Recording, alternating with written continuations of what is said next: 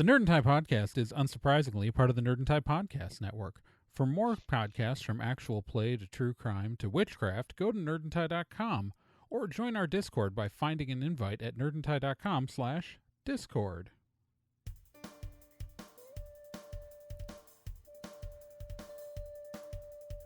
Did you know you could sponsor Nerd and Tie? That's right. For $20, we'd say your name here. We'd say how you look kicking in those jeans, and we'd compliment you on something that wouldn't make you feel weird, I guess. Just go to nerdandtie.com, click on the sponsor form and sponsor button, the thing that says sponsor our shows on the website, and find instructions there. On this episode of Nerd and Tie, Celeste went to Colossal Con North. Andor is finished, like the season 1's done. We're gonna review it. Wednesday's out on Netflix, and Gen and I are gonna talk about that. There was a Guardians Christmas special in there. There's a new trailer for the Super Mario Brothers movie, and Twitter's on fire. Not literally. Maybe literally. I don't know. Is anybody there to go check all that plus the Vomit Hat Steve challenge coming up at you? Oh, welcome to Nerd and Tie, the only podcast on the internet with a dress code. I am one of your hosts, Trey Dorn. Joining me, as always, are Celeste Star Twin. Word up. It is still the code word. And the most Gen of all Gens, Gen Proc. I thought bird was the word. Ha ha. Now you have the song stuck in your head. Ha ha ha ha.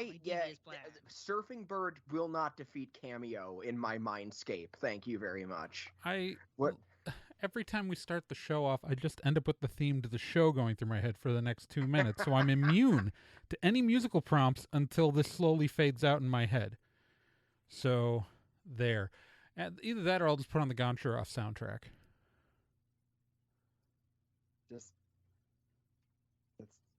All I've got in here, I've got LeVar Burton outside of a building telling Cameo and his big old codpiece he's got to come out. And now he's going to sing about the word. Word up. Everybody say, word up. There we call it and get on their way. I don't know. I could always just put on some Gonch. Get the Goncharoff soundtrack going on here.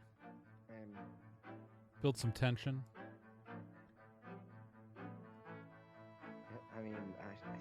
I don't know what to tell you. I'm just so happy to be alive, you guys. Before we get going, I guess Trey pointed this out before we started recording, but I find this very funny that since the last episode, 2 of us have been in the same place as each other, like physically present with each other. 2 of us have gotten COVID. They are not the same 2 people in each group. Yeah, because Gen and I saw each other at our friend Kess's wedding, and then I actually got COVID at that wedding, but Gen didn't. But Celeste has separately gotten COVID. Yes. I have fortunately been largely asymptomatic. I felt some fatigue for a few days, and I think I ran a fever briefly, but other than that, it was fine. My wife got significantly more sicker than I was. I am so jealous of you. I had the worst headache of my entire life. I was sweating and I was freezing. I wanted to die for about 36 hours. I have my updated booster. Get your boosters, folks, and be like Trey.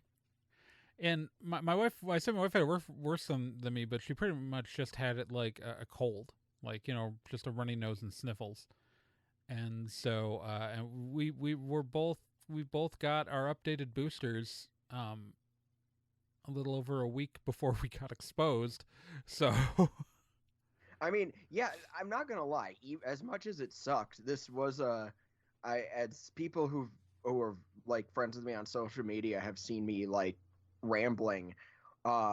This is like my personal experience has been one of the best arguments I've ever personally had for why vaccines kick ass, because I did not have my up to date booster, but I'm vaccinated, and I'm thinking about how much worse that could have been. I still think I came out pretty lucky. Yeah, that's like, again, you could be like me and be like updated booster, and I got technically infected, and probably wouldn't have noticed if my wife hadn't gotten sicker than me. Fair. I sort of assumed I hadn't gotten enough sleep. Well, I know a thing or two about not getting enough sleep, because I actually got to go to a con. Yeah, this yes.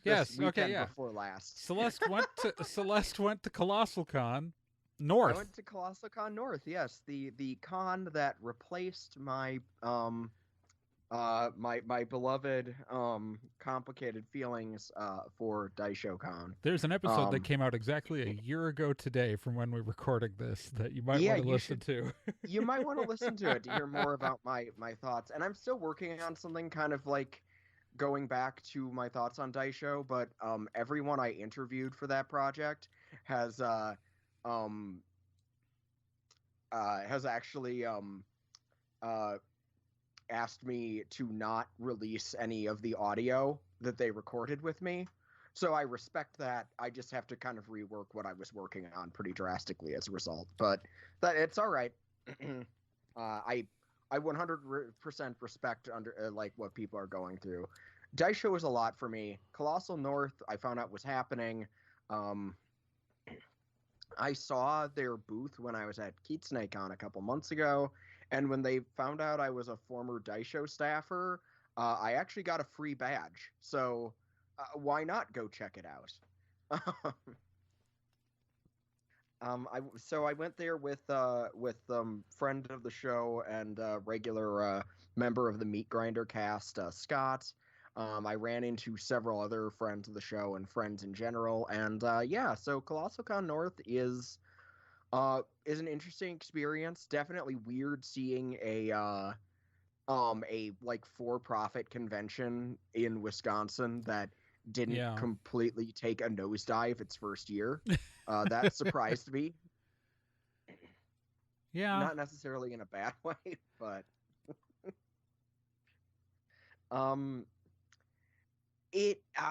Friday was kind of dead.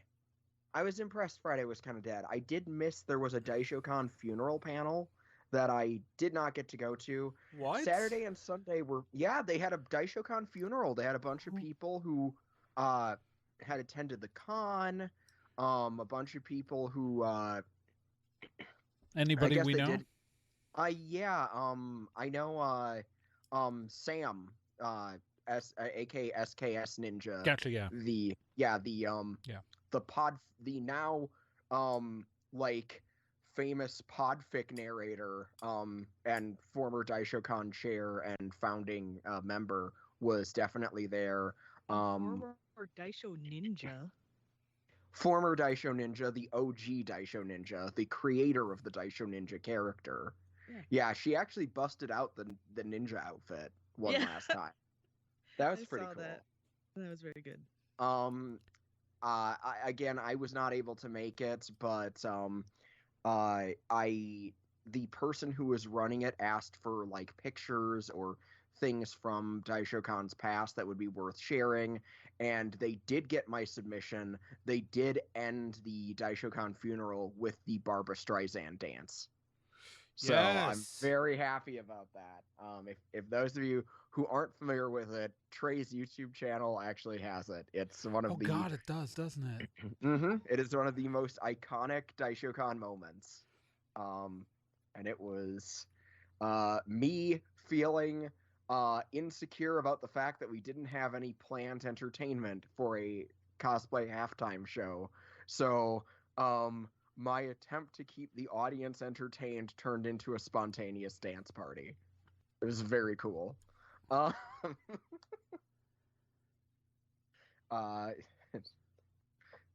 It was really just Liquid 86 spinning and then me deciding to turn it into a spontaneous dance party that made it work. So pretty legendary stuff. That was a I know they did that, but then it was Saturday. I actually got to go around the con a little bit more. DaishoCon was actually one of the first cons that I was out as a trans person at. And it was when I wore my Rin Tosaka from Fate cosplay, so it only seemed appropriate. DaishoCon, if it's going to be reborn, I would also be reborn, so I did, I cosplayed as, Rin being possessed by Ishtar from the Fate series, which was a whole lot of fun. I got to walk around. People got to see how excellent my ass is. I can't complain about that part. I did mostly keep my mask on during the day, with an exception for a photo shoot that I did. They weren't policing that though, which Yeah, I really how are the COVID precautions there? I don't know that they had any officially in place. I didn't see anything. So That's why I'm kind of surprised that, best I can tell, I didn't get it at or from the con. okay. Because I mean, like that's the thing we're trying to, that's the real challenge going forward, is trying to figure out exactly how much precautions to take with COVID right now for conventions. It's full disclosure, I am on the staff. Okay, sorry. Oh, sorry, I didn't mean to cut you off. I just wanted to Go say ahead. before I commented anything further, I am on the staff of a convention, No Brand Con. So I just wanted to, like, full disclosure. But like that's like whenever I see other cons that still aren't like they didn't have any vaccination requirements at all, I presume. No, there were Yeah. no vaccination requirements. There were no mandatory masking. So I was not thrilled about that. However, about a third of the attendees voluntarily wore masks just out of their own volition, which was probably smart. See, yeah, But yeah, I don't know that we're ready to relax masking requirements yet. You know what I mean? I'm not convinced that it's a good idea yet either. It's part of why I It's remained masked at the event. Yeah, it's like right now, like our organization, we haven't technically lifted our COVID precautions. Like it's still in our policy that you have to be vaccinated and you have to wear a mask. And so we're still listing those because we don't know what COVID numbers are going to be like comes, when our event takes place next year. But like I can't imagine I can't imagine going to like a convention without masking requirements. And I know that they're going to happen. Like I don't think EverCon has any masking requirements. It's coming up in January. Mm-hmm. And yeah, that's concerning. I know that's still concerning to me. And it's like and like people want to pretend like the pandemic's over, but you and I both literally just got COVID. Yeah. Like 3 years of avoiding this shit. Yeah. And I'm sorry, I've ruined the explicit tag this time. But yeah, no, 3 years of avoiding it. Yeah. And yeah, I still got it. For if anyone is curious, yes, I did reach out to anyone who I came into contact with at the con. My roommate didn't get it. One person who I interacted with did also test positive. Although her fiance, who she lives with, did not, and she made a point of the fact that someone was coughing on her later that weekend. So even though I blame myself, she doesn't blame me. So that's something. But beyond that, yeah, thankfully, no one but that one person in my local vicinity seemed to have caught COVID. That said, I still don't think it was smart to not have restrictions in place. Yeah, like I think that's lucky. I can understand maybe raising the vaccine requirement a little bit, but then still requiring masks or one or the other. Like I feel like you have to do at least one of the two. Either go all vaccinated and then you can allow no masks, or like not require the vaccinations but require that everybody masks. And I feel like you still have to go down one of those two routes right now. I heartily agree. I think that was a mistake on their end. I'm glad that it wasn't I'm glad that it wasn't a super spreader event though. Like that's, but again, I'm not going to give them credit for that either, because it's like, Right. It was, especially it was right before the holidays. Like I wasn't infected at a convention. I got infected at a wedding that I went to where everyone was supposed to be vaccinated. Of course, I don't know if anybody checked the event center staff. Also true. but like I got it there, and so I ended up having to skip my family Thanksgiving this year because I didn't want to bring, my wife and I didn't want to bring COVID to my parents' house where my mother had just had surgery the week before. Yeah, I You still know, haven't had my bird is in my freezer right now yeah. because like I didn't get a chance to cook yet. I'm So bummed out about that. That part sucks. yeah. Um, Sorry, I didn't mean to like yeah. drag this into COVID land. It's just sort of No, a it's we're good that talking you're about a mentioning it. convention. We're talking about a con that's happening now and how events like here, I'm not going to blame anybody who attends a convention that doesn't end up having COVID requirements, but I will say that I will criticize event management that Yeah, right now isn't as taking you the proper should. precautions. It's Colossal Con has a historically complicated um their management like of the organization as a whole. There have been criticisms levied against them over the years, some of them by us here at Nerd and Tie. Hmm. Like we've written articles, and I'm kind of in this situation where like I'm glad that there's a convention coming in to fill the gap in the schedule that DaishoCon left, right? Like that was a hole that needed filling, and there are far worse people to come in than Colossal Con. Like I was about to there, say, if we had to pick a for-profit event to move in there, I'm glad we got them and not the alternative. right, That's right, really my. absolutely. So let's be clear. If we're gonna have a for-profit organization come in that runs multiple conventions come into our con scene, they are the lesser evil, but Hmm. um, it's still a for-profit event. It is, and it kind of signals the end of an era that we had of almost exclusively nonprofit organizations running the big anime cons here, at least. You know what I mean? Like Hmm. obviously I can't speak for like, the gaming cons and other stuff, but the anime convention scene in Wisconsin was almost exclusively nonprofit before this. So it's like, because, Anime Milwaukee is huge, is run by a nonprofit. KitsuneCon is a nonprofit. DaishoCon had been a nonprofit. No Brand Con is a nonprofit. And it's like, there are for-profit events in the state, like EverCon is an LLC.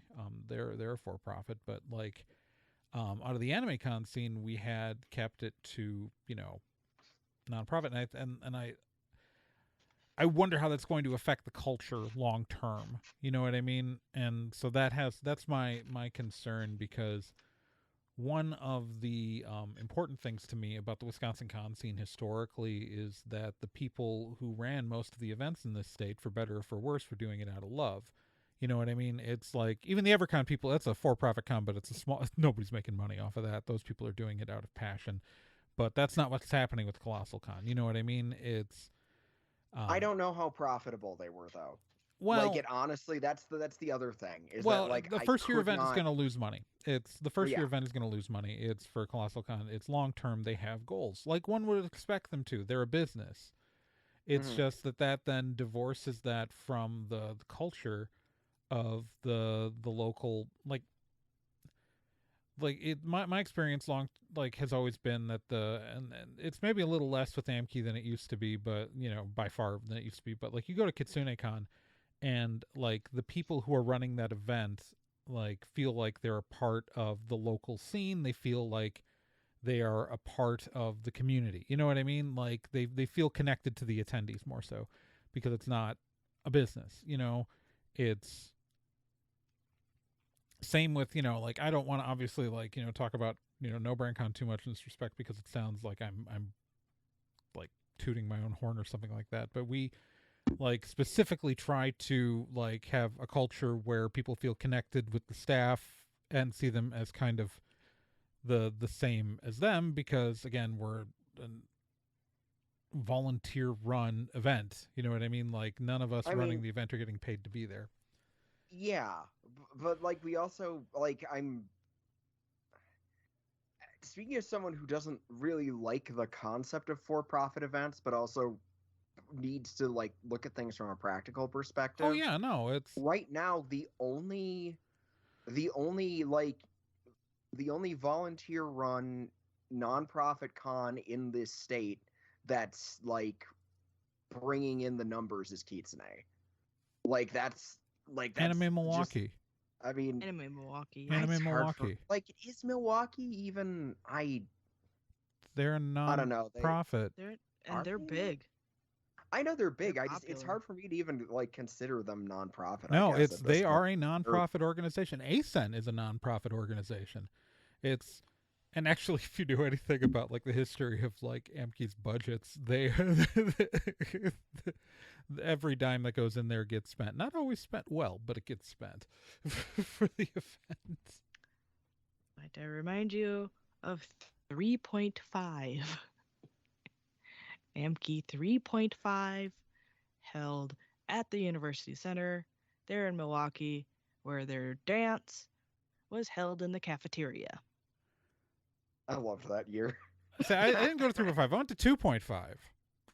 I went to 3.5. I went to It was- 2.5, where I Wasn't discovered good. that you could actually circumvent all their security by going through this one men's bathroom in the student center, because it had two doors, one in different hallways to the same bathroom, and one of the doors exited to this men's bathroom, exited into past security, and the other one like past the Badgers, and the other end was on like outside of the Badgers. And so you could 100%, like I figured out you could 100% get around their Badgers and into the vendor room just by going through this one men's bathroom. Wow. I had a badge. I was not breaking any rules. I just discovered it when I went to go use the bathroom. And then I went out the other door and discovered myself outside the convention area. And then I went back in. I always do this test. Like if I'm going to an event that I'm trying to evaluate them, with my badge, I will hide my badge. So I'm not trying to get into anywhere that I haven't paid to go to, but I will tuck my badge away so it's not visible, just to see if anybody asks to see my badge. And like the number of cons that have failed that test, like where no one has stopped me, is phenomenal. That was Like- not an issue at Colossal. I can tell you that Well, much. I would have been, I would have been surprised if it happened at Colossal. See, I haven't been there. I haven't, like, the last time I went to the Kalahari was before the expansion, so I haven't been there in a long time. So, Yeah. Me They too. used the expanded space better than Daisho did. I'll say that much. Daisho's last year, which was the only year where they had the expanded space, yeah, 2019. Yeah, was it was their usage of the space was an absolute travesty, to put it lightly. It was not smartly used. It was very weird. And they definitely had a much smarter usage of the space for CCN's thing. So I can't really complain too much in that regard. I wish COVID restrictions would have existed at all. But yeah, I'll still take this over. Like, there's so many other for-profit organizations out there. This is like it's the lesser of evils. Yeah, it's a Target versus Walmart sort of thing. Like, Yeah. I'm sorry. Like, none of these are a huge boon, but one of them is orders of magnitude more evil. So you just gotta roll. Yeah. Anyways, I think that settles up the Colossal Con North section of the show. So let's move on to not less controversial stuff like Andor. How is Andor controversial? Oh I'm no, lost. Andor's good. It's just it's a very politically driven show in a good way. Oh, yeah. Like I like it. It's just that like it's You mean the most aggressively anti-fascist piece of media that Disney has ever put their stamp on? Yep. Yeah, that's fair. So I loved Andor. I loved it. It started off like really scratching an itch for me, and then the last 3 or so episodes were so perfect. I'm kind of beside myself. I Yeah. was not prepared for the everything that every actor brought their A game. The scripts were tight as hell. There were some casting decisions that I did not expect, and I 1000% endorse. Ah, it was amazing. I enjoyed it a lot. It's, we talked about this in the previous episode that I think this show that you liked this show more than I did. Overall, I think the show is excellent. I just want to be clear, like it's more of a, it didn't necessarily, like the earlier episodes especially didn't scratch, like I feel like I got way more into it in like the last half, in the back half of the season. It's like, so I'm with you on that. It's an excellent series. There's no disagreement there. It's still not quite what I necessarily want out of my Star Wars. But that said, it's good. It's really, really good. I don't know. It's like somebody put down an excellent pumpkin pie in front of me. No, that's fair. I'm not super into pumpkin pie, but I can tell you that it's a good pumpkin pie. The best pumpkin pie that somebody's ever made. I don't think anything out of this franchise I found more Did I inspirational say than apple pie or Nemec's pumpkin Manifesto. pie? I love pumpkin pie. Why was I saying You said pumpkin pie. Okay. Yeah. So I meant to say apple pie because I'm not a huge fan of apple pie. I love pumpkin. The reason why I said pumpkin pie is because I've eaten a lot of pumpkin pie in the last week. Krista and I went through 2 pumpkin pies.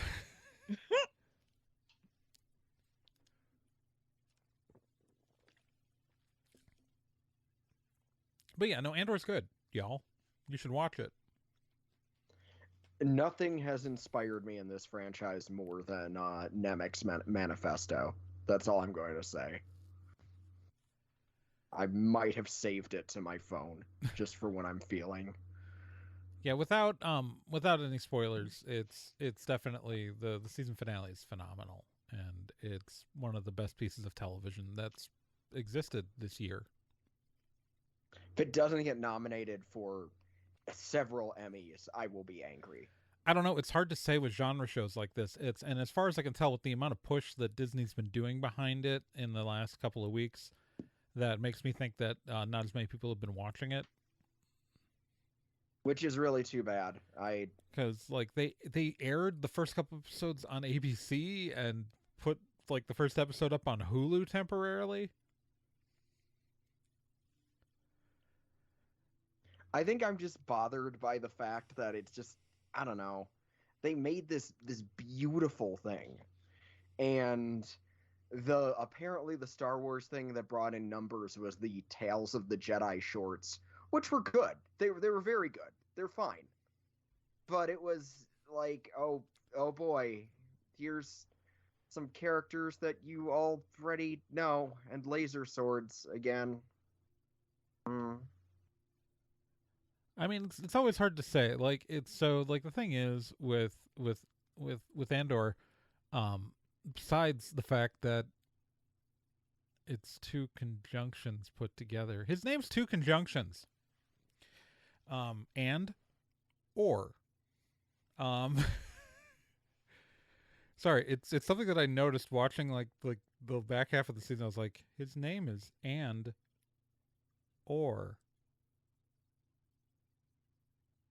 And I don't know why that like sticks out in my head as very funny. In my opinion, based on the finale, the title is burying the lead as to who it's actually referring to. That's my take. Oh, that too, yeah. But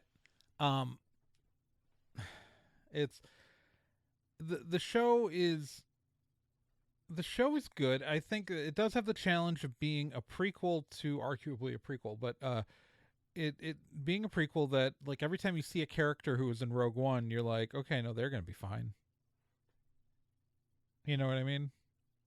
I mean, yeah, but I mean that's the thing is, like, I guess I don't care because the story is good. Oh no, like the fact of the matter is, like, I'm I hate to say this, but I'm used to that with Disney brain because they already announce who's going to be in these Avengers movies all the time. So it's like, well, that person's fine. I think you're That missing. person's gonna be I think fine. you're missing my point. Like- You're missing what I'm saying here, because I'm saying this is me complimenting the series because it was a something they had to, like, it was an obstacle in developing in making the show compelling, right? Like if you know that the main character is going to survive this series no matter what, like, you know that the Cassian is going to make it through X situation no matter what because he has to, because this other piece of media where his character was actually introduced in, and well, I don't want to put spoilers out for Rogue One, so I'll skip the rest of that sentence. But like, to know that the stakes say he has to make it no matter what, and to still give those stakes weight is a challenge that the writers and directors and the show managed to surmount. You know what I mean? Like, they managed to do it really well, and so that's because, like, I always talk about this, and I've talked about this with my favorite weird doom genre of a show where, you know, it's a prequel to something that involves a planet blowing up and all the characters on that show, you know, are going to be dead because, again, you know that planet's going to explode. You know, that thing that happened twice, like, Both it's times weird on the that it Sci-Fi happened Channel. twice. Yeah, it's weird that Sci-Fi Channel made that show twice. With both, you know, the prequel to Battlestar Galactica Caprica and the Superman prequel Krypton. Like, there's a reason why I But never. Krypton didn't have the chutzpah to introduce a kid named Bill Adama to heavily imply that he's going to grow up to be Edward James Olmos, and then to kill him and be like, oops, there's a different Bill Adama. I can't get over that that's a real thing that happened. I mean, and to be fair, it's not like Disney made a show called Alderaan, you know? Right. What does... I don't think that siren got picked up by my microphone. But yeah, it's yeah, I was gonna say they could have made Alderaan. I mean, to be fair, we did see a bunch of Alderaan in Obi-Wan Kenobi. Wait, we might have seen too much Alderaan in Obi-Wan Kenobi, if I'm gonna be honest. But to be fair, we also, like, it's the character who's featured most from Alderaan is a character who you know who's going to. Kenobi also had that problem. They sure do make liking, you know. Here's a weird thing that happened twice. Star Wars television shows about a guy who you know is going to die in the next movie he shows up in the timeline.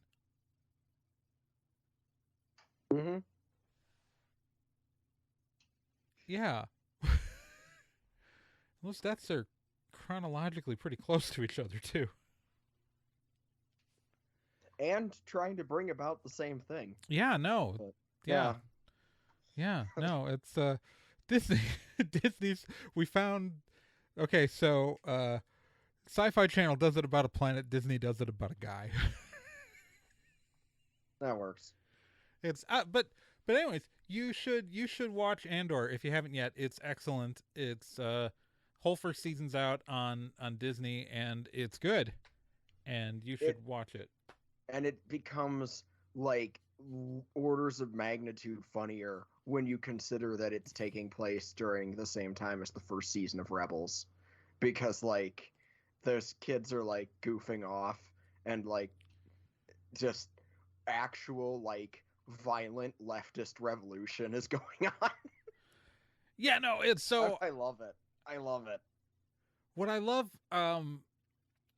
love about Andor is the absolute incompetence of the Empire in certain ways, while also like still being evil and still doing the destructive stuff. Because tyranny requires a constant effort. It breaks, it leaks. Right. Authority is brittle. But there is a section of the season where they are trying to capture Cassian Andor. Do you know where Cassian Andor is in that part of the season? Well, I don't know where he is because that's another that's a He's in a goddamn prison. that's a different name. They have That's a him in guy. They've arrested and imprisoned him. That's why they He's can't find him. a different Because guy. he's literally in a jail cell that they run. I don't know what you're talking about. That's a different guy. I sorry for that minor spoiler. But yeah, no, it's the most. I'm sitting here going, oh god, like I'm cracking up in those scenes with the Empire. That's Clem. Clem's in prison. I don't know what you're talking about. It's just yeah. So go watch Andor. You should. So actually, if you haven't watched Andor yet, pause this podcast. Go get a free. If you don't have Disney Plus, sign up for a free preview and just go watch all of Andor right now. Doesn't matter if you've seen Rogue One or not, because Rogue One takes place after this. Right? Keep Tony Gilroy working. Do it. Do it. Do it. I can't get a good Emperor voice today. All right. Speaking of spin-off media, I guess. So half the internet's been talking about Wednesday, and it came out on Netflix, being, of course, about featuring Wednesday Addams going off to an occult boarding school thing, and kind of, yeah, the CWification of Wednesday Addams is what some people have described it as, and I don't know if that's entirely incorrect, but it's usually said derisively. And the first season of Wednesday is out, and I think it's actually surprisingly good. Yeah. Yeah. I mean, I've only seen the first episode, so I can't say much about it, but tell me if you think I'm wrong. But I think it feels very spooky, ooky Nancy Drew. Well, I mean, the current Nancy Drew series is also spooky ooky. But yeah, I went into the show thinking I was going to hate it. I absolutely went in thinking I was going to hate it because, like, fundamentally, like, the Addams family for me historically was always, like, the idea of these strange people in contrast to their suburban neighbors, right?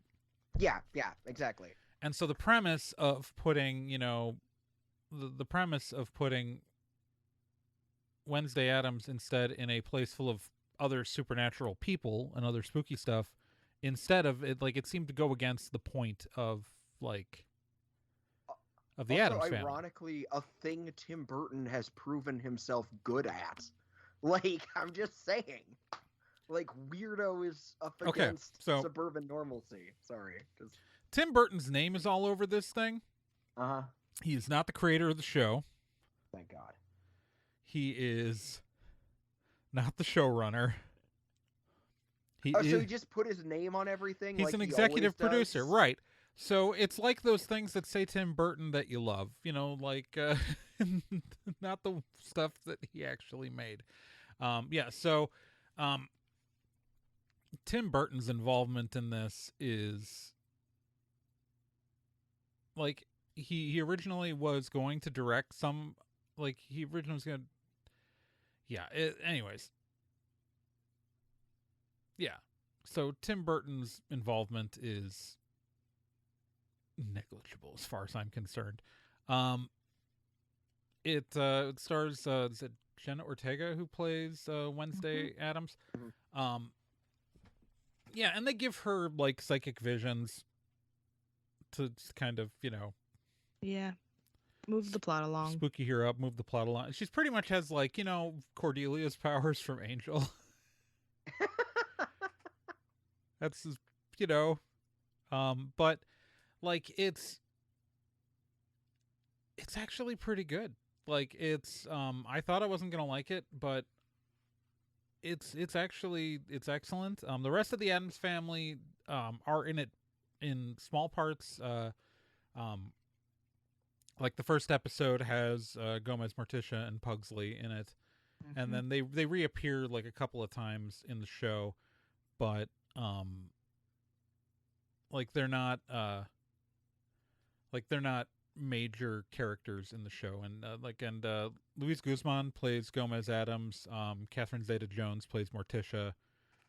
Good casting. If Yeah, nothing else. it's Mhm. and Uncle Fester does show up in one episode, and he's played by Fred Armisen, Eh. and he is excellent. Also, one of the regular cast members, one of the regular people in the show, is Christina Ricci, playing Yeah. a character on the show. So at one point, they do the thing where at one point she says to Wednesday that you're a lot like me, and I was like, oh, of course they're gonna, but they do roll past it. Like you gotta, I was like, the writers slipped that joke in, but they didn't dwell on it. But also like Gwendolyn Christie's in this, Ricky Lindholm, like it's good.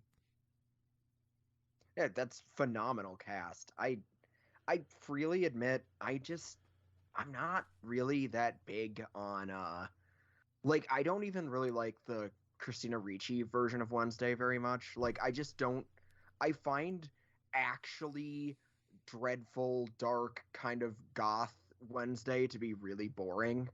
Okay. Like I really like the 60s version where she is constantly surrounded by all this macabre stuff and has like this big smile on her face all the time.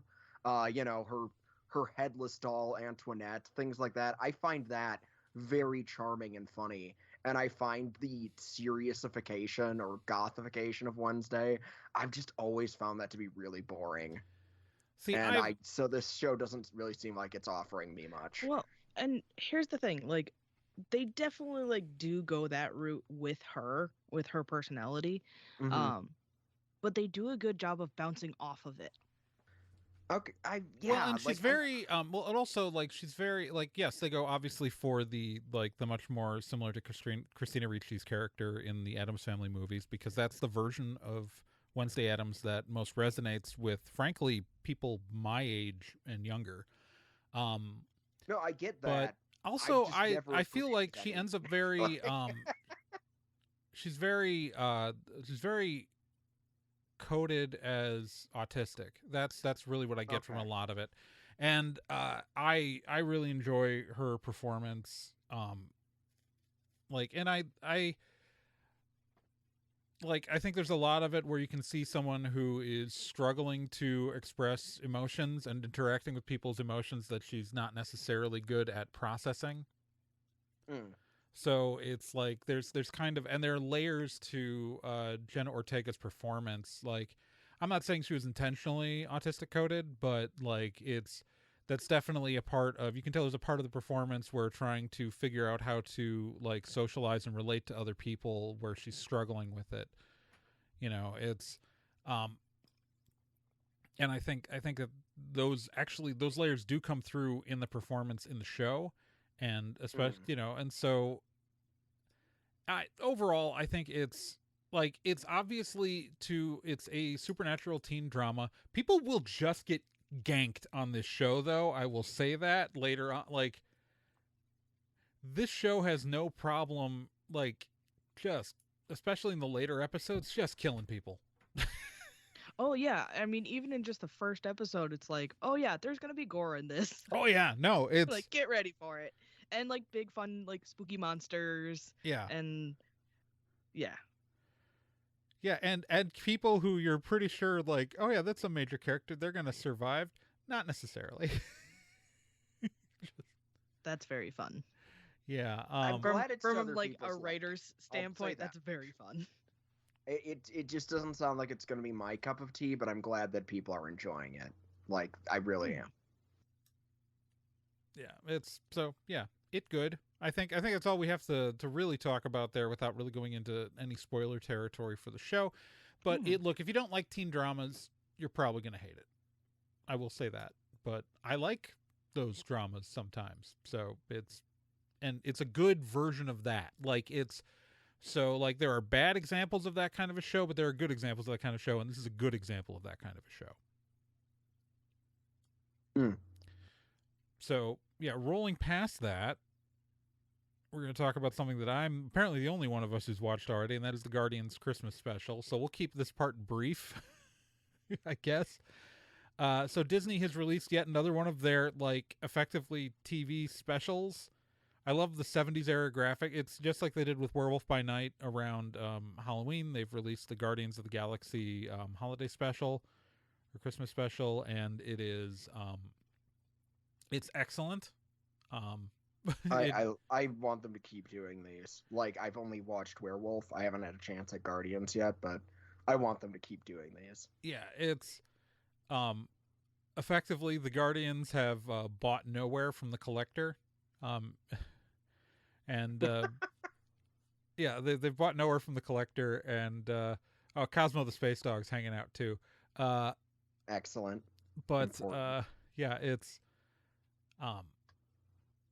Peter's getting really down around Christmas, and so after Kraglin explains to Drax and Mantis what Christmas is, and they decide they're going to find the perfect Christmas present for Quill to cheer him up, and so they go kidnap Kevin Bacon. Excellent. Yeah, and that's just good stuff. That's the plot. It opens up. There are little homages to the Star Wars holiday special in this. Like, it opens up with the flashback scene to Kraglin's narrating like a scene to early on in like a flashback to Peter's childhood, and it's animated like some of the similar animation style to some of the segments from the Star Wars holiday special in the cartoon style. Nelvana animation. Yeah, it's. And there's a musical number. It's done excellent diegetically by the band The Old 97s is in alien makeup. I don't remember the name of the song. It's is it I Don't Understand What Christmas Is? Like, it's pretty much just this alien band trying to explain Christmas and getting it like 50% right, and like singing it at Star-Lord, and he keeps like trying to correct them. It's very funny. I will say Chris Pratt is barely in this because most of the movie you're following Drax and Mantis. Like, the rest of the Guardians all show up, but yeah, it's and you know, then Kevin Bacon plays himself, and it's just it's goofy, it's funny. It's you know, yeah, I don't know if it'll be as good as his last Marvel role, but you know, he was Sebastian Shaw in the X-Men. I forgot about that. I can't forget about it because it was like orders of magnitude better than most of the X-Men movies. I mean, it's a good one. It's one of the good ones. It's definitely one of the good ones. Look, yeah, that's the first. So yeah, like, okay, so X-Men movies. Obviously, I like the first two, and then First Class is good, and Logan makes me cry. I enjoyed the Wolverine. I enjoyed the Wolverine, like that movie too. But it's because I also am a fan of that era of comics. Like, I like it up like to and Silver including Samurai. The big stupid Silver Samurai. Yeah, I liked it. It's stupid. I liked it. And then Days of Future Past was fun. They nailed Sentinels. Yeah, I liked that. That was fun. And it was fun to see some of the, you know, the other X-Men back, like the actors and like some of the scenes. And then and Logan, and then I guess the Deadpool movies technically. Yep. I'll actually defend X-Men Apocalypse to a point. I won't. I don't think it's a great movie. I won't. But I think it came out next to Captain America: Civil War, which made it look worse. No, but if you need a good party movie with some friends, if you need to joke with some friends, wouldn't it be funny if Hugh Jackman was in the next room over and then he ran off into the snow and that literally happens? It's the greatest film ever made. Like, I'm sorry. I guess, here's this thing, is it's like Oscar Isaacs was so wasted in that film. I haven't seen an actor more wasted in a Marvel property since Christopher Eccleston in Thor the Dark World, and it made me look at Thor the Dark World favorably. Ugh. Hard disagree. I would take X-Men Apocalypse over Thor the I'll Dark take Thor World the every Dark day. World over X-Men Apocalypse any day of the week. Yeah. The amazing thing about X-Men Apocalypse is where they make a joke that the third movie always sucks in the third movie, which was kind of sucky. Like you don't get to hang that. And then Singer went and every time, why did they fuck up Dark Phoenix twice? I was gonna say Bryan Singer did do that one. That was they hired the guy who wrote the first bad Dark Phoenix movie to direct the second bad Dark Phoenix. To be fair, Bryan Singer's an awful human being who I would who can, let me tell you. Do you know how much it sucks to have him for things he actually did instead of blaming him for shitting the bed? You know what I hate? You know what I hate? You know what I hate? How much I love the movie The Usual Suspects. I can't watch that movie ever again for two people.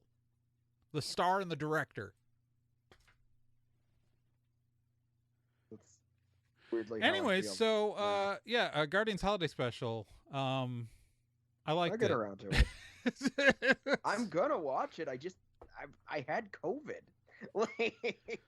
Yeah, I had higher priorities. Speaking of Chris Pratt. Oh my god. There's a new trailer out for the new Super Mario Brothers movie. Let's go. And I actually don't hate Chris Pratt's couple of lines in there. Well, I mean, it helps that like nobody else is doing character voices. I disagree. I think Jack Black is. I think Jack Black's the only one who's really trying to do something else with his voice, whereas the other ones are just like, Yeah, but to be fair, I think Charlie Day's voice is fine. It's suitable for the character. It's just naturally suitable for the character. That kind of works out with most of them. Is a damsel in distress from the looks of it. I'm here for it. I think that's very funny. As a fan of Luigi, 10 out of 10. I love that decision. Also, I love that they're bringing us Peach in her racing outfit. Yes! We have been blessed. Yes. Thank you for Peach coming in strong. Love that. Love that for her. I love just how much of the lore, like how much Mario, like shenanigans, is just crammed into this trailer. Like Rainbow Road, the go-karts. It's the Fire Flower, the Tanuki. Well, even suit. like the 2D platforming. Smash Brothers. Yeah, and like everything. They're chucking everything in here. It's great. Yeah, aesthetically, it looks amazing. I mean, I feel like I need to make an It's Always Sunny in Philadelphia joke with Luigi somehow, but I don't know how. So pretend I did and it was funny. Well, I just hope that Luigi finds some fight milk. I hope Luigi shows up early one morning and forces the other Mario characters to perform a musical based on a traumatic event that happened to him as a child. That's what I want.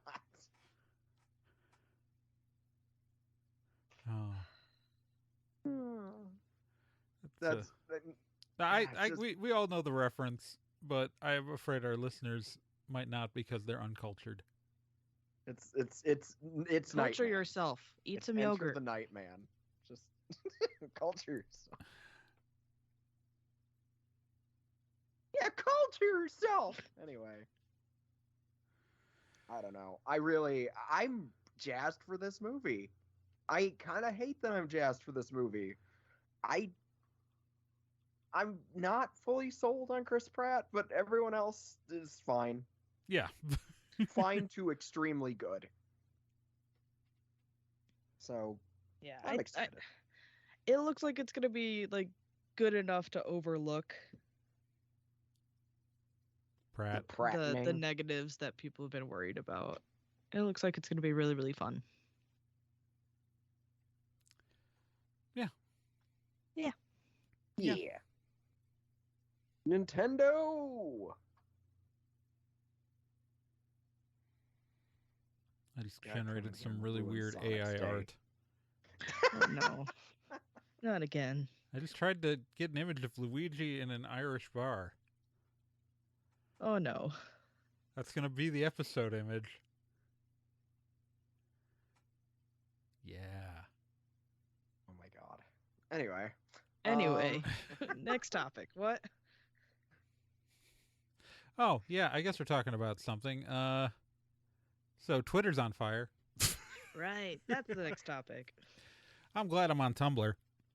And Tumblr's joining the Fediverse, so, like, I won't even have to create a Mastodon account now.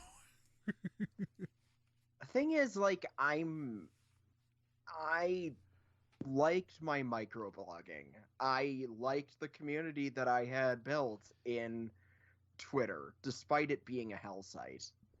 And I guess, not to skip to this part too early, it frickin' sucks that such a integral piece of like communication technology, shitty website or not, something that had been important for organizing, especially for minority voices, Yeah. especially for marginalized people, has been taken over and is swiftly being destroyed by an imbecile who never understood how the site was used in the first place, and is, if nothing else, finally demonstrating to the world, his dick flapping in the wind, why for the last 5 years I've been telling everyone I meet Elon Musk is a fucking dumbass.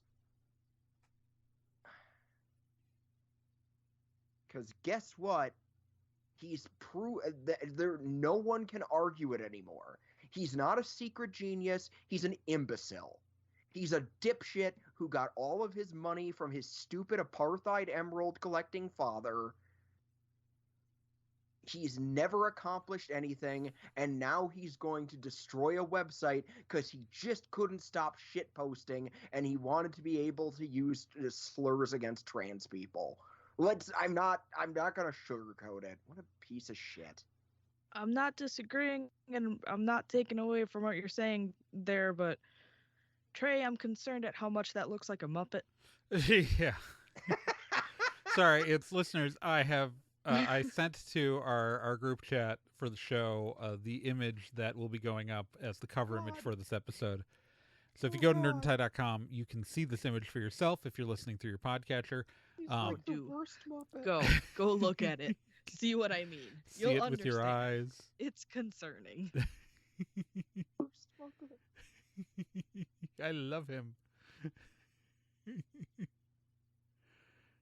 I like how realistic his ears are. Okay, but yeah, Twitter. I'm staying till the end. I don't know about y'all, all Well, y'all out there, but Oh yeah, same. I'm going down with the ship. There- I want to see what happens. Here's the thing. I'd already kind of left Twitter a little while ago. Like I was like I would stop by and I'd use it a bit, but like it was more my secondary social network. Like for my own stuff, like I'd moved back to Tumblr fully a while ago. Tumblr's kind of where I go. I will say the one thing is Twitter. Unfortunately, Twitter does one thing better than any other social network, and that's for breaking news when stuff is happening, like especially in the Yeah. convention scene. Like if exactly. I need to find So like fast. if I was writing a news story, like, and some incident happened at a convention, right? And like I'm writing an article about what happened there. I can talk to people, I could get information. There are so many stories that started out because some whistleblower or something came forward on Twitter, and it gave me the opportunity to go reach out to the people directly involved. And like I'd have a name I could contact, like I'd have the people I could reach out to. More importantly, though, if there were like incidents that happened that had multiple witnesses, Twitter is a place I could go to because, we're a small news organization. We don't have people everywhere. And if I need photos of what happened, the great thing about Twitter is if someone posted photos to their Twitter, I can embed the tweet, which gives them full credit. They're still in control of the thing. But we can share those pictures with our audience and redirect you to those tweets by, again, just embedding the tweet. So, like, we're not stealing the image. We're embedding the original media.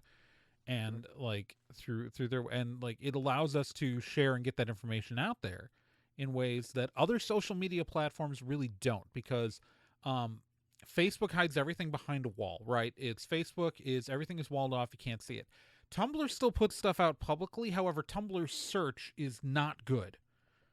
Like it's, as much as I love Tumblr and I love my community on Tumblr that I have there, and you should, follow Nerd and Tie on Tumblr if you're on Tumblr, but also follow me, Tregorn, Tregorn. But like, it's, the search is terrible, right? So if things aren't tagged properly, if things aren't, it's hard to surface stuff. If you're looking for it, like if you're not in like directly following, even though those blogs are still public and can be embedded and all that stuff, it's harder to find the evidence there.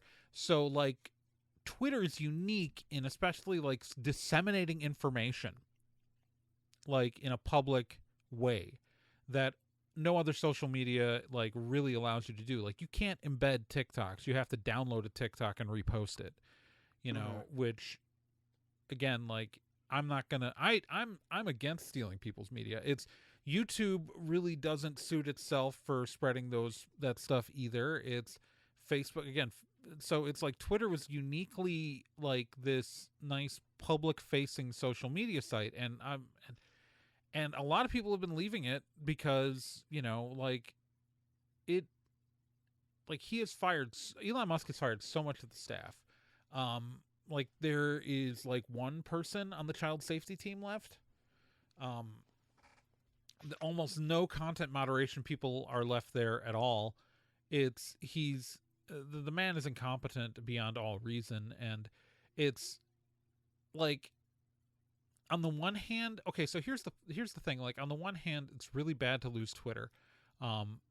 It is illustrating the problem with modern social media that we are too centralized in these services, right? Like Twitter going down, and that's and it's an argument for services like the Fediverse, like Mastodon and other services that use the Fediverse, where you can follow people in a central feed from across different services and things like that. And so like it's like Mastodon is effectively your open source Twitter, and there are instances you just need to join an instance and you can follow people from any instance, and you can follow more than just Mastodon's posts in your Mastodon feed.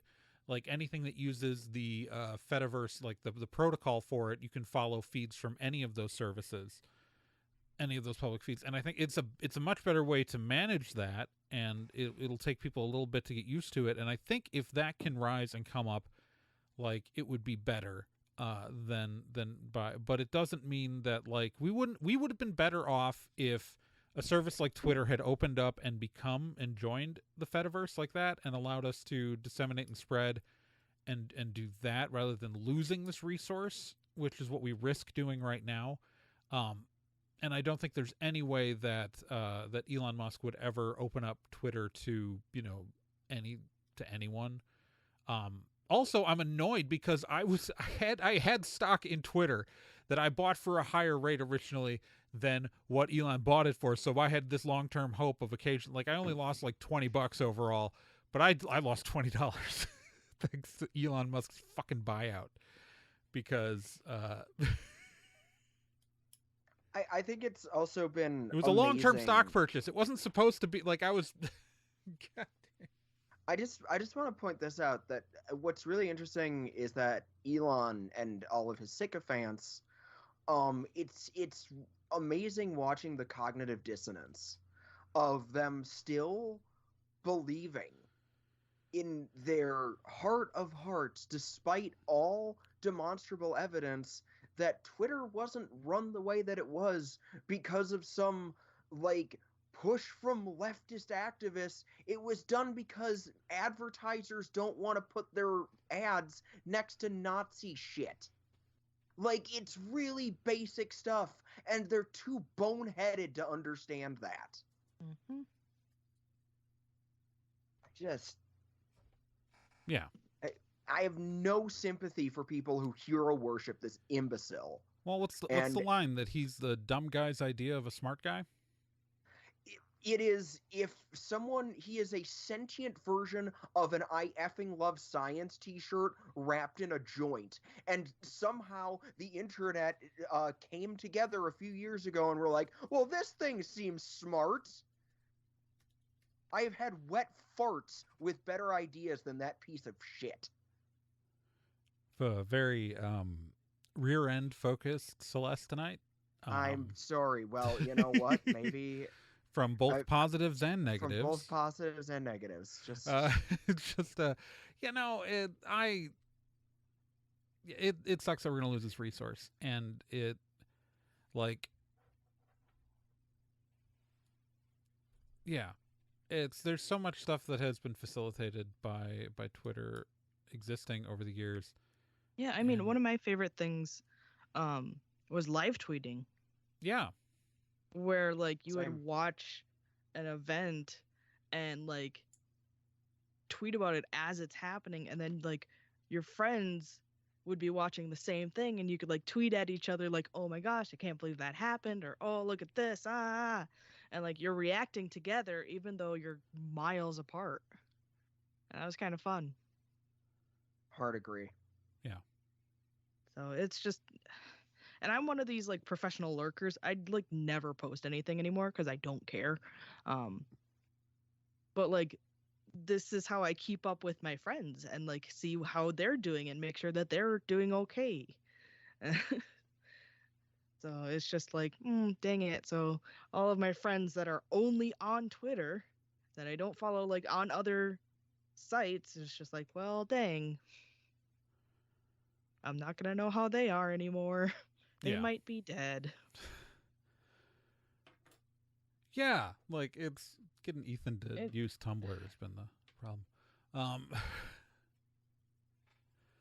Like there are, it's like there's some people where like sometimes you have friends who are only on one social network. Mm-hmm. And yeah. Which is why I'm on many social networks. Mm-hmm. I mean, same.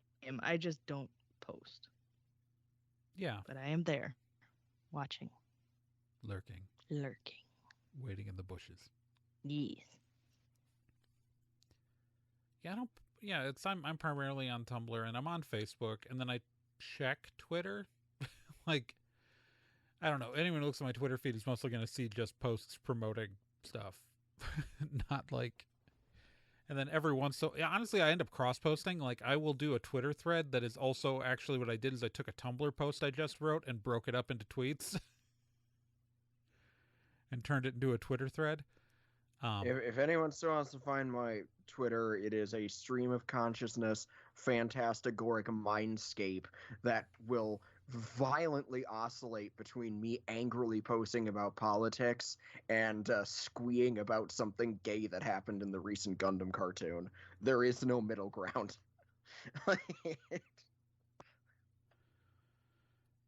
Yeah, it's gonna suck not having it. I don't really have anything else to say other than boo. Like here's the thing, Twitter will likely not go offline immediately, knock on wood, because anything can happen at this point. I did just download all my Twitter data. But like this is going to be a slow death. This is going to be like the MySpace death.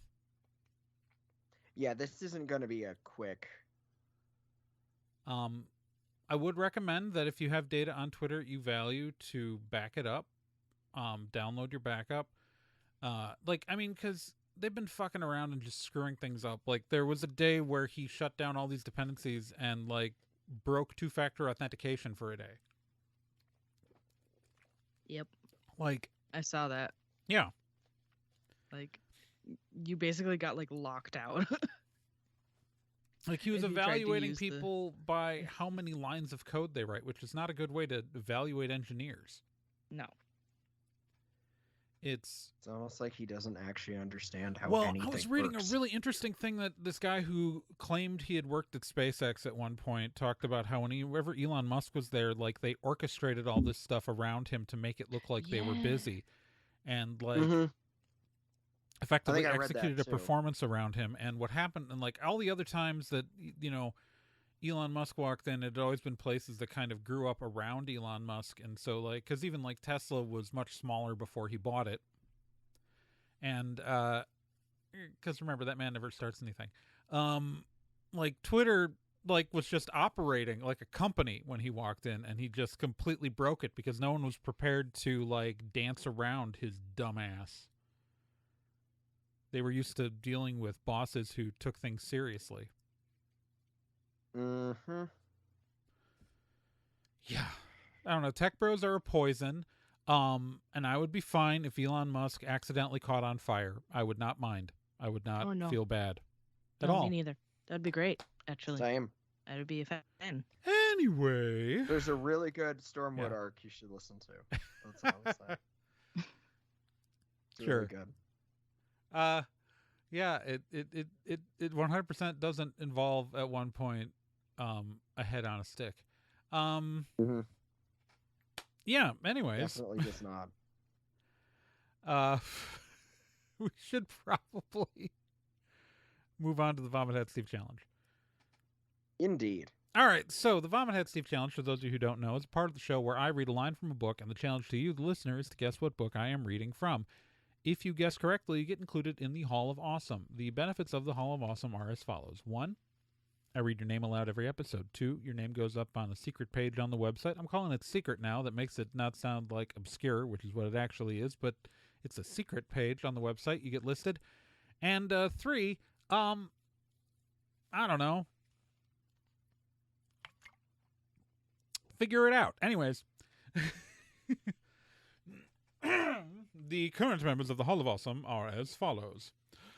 Arkamai, Zero, Rena Innocenti, Cheesy McDamn, Krista, Slithery, Shameless Otaku, the Random Ramblings Man, Corfan, Capito, Chris Graham, Lily Paper Godzilla, Cavsy, the Minnesota Librarians, Sean Orange, Keith Shizuo, Sakura Sunset, Joel Kreisman, Patrick Delahanty, Wonderland Hearts, and Megsy Sass Council. Now I'm going to grab this book. I'm going to read a line from it. I'm just going to go to page 106. I said the page number. Sure, Adam said. We can show you the ecology deck, too. Nobody minds if we go there to look at the birds and animals. If you know what book that's from, go to nerdandtie.com, click on the contact link, and then fill out the form and tell us. Or if you have any other thoughts, hopes, dreams, things you'd like to tell us about, your laments about the loss of Twitter, go there and tell us them there. And we'll read them aloud on the show. Like people do. Because we are people just like you. Only weirder. Probably. I don't know. Probably. Possibly a cryptid. I'm not in your house. I'm not in your head. Yet. Jeff Goldblum might be, though. Look out. Yeah, watch out for that guy. Jeff Goldblum is amazing, and I would let him in my head whenever he wanted. I watched Buckaroo Banzai last night, and I didn't know Jeff Goldblum was in that, so it was a pleasant surprise. All right. With that... With that riveting note. I'm Trey Dorn. I'm Celeste Arton. I'm Gen Proc. And you've been listening to Nerd and Ty. Remember, you can subscribe to the show anywhere where podcasts are shipped off to your brains, be it Apple Podcasts, Spotify, Google Podcasts, Stitcher, Podbean, RSS feeds directly, all those things. Please rate and review us, by the way, at places like Apple Podcasts, because that really does help the show get out there for the algorithm's sake. Algorithms are the devil, but we live with them and deal with them. Remember, you can follow this show on social media. We have a Twitter, @NerdandTie. For now. Follow it while you still can. We're also on Tumblr, nerdandtie.tumblr.com. You can also follow the show on Facebook at facebook.com/nerdandtie. The show doesn't have a TikTok, and that's okay. I have a TikTok, and that's not great. Remember,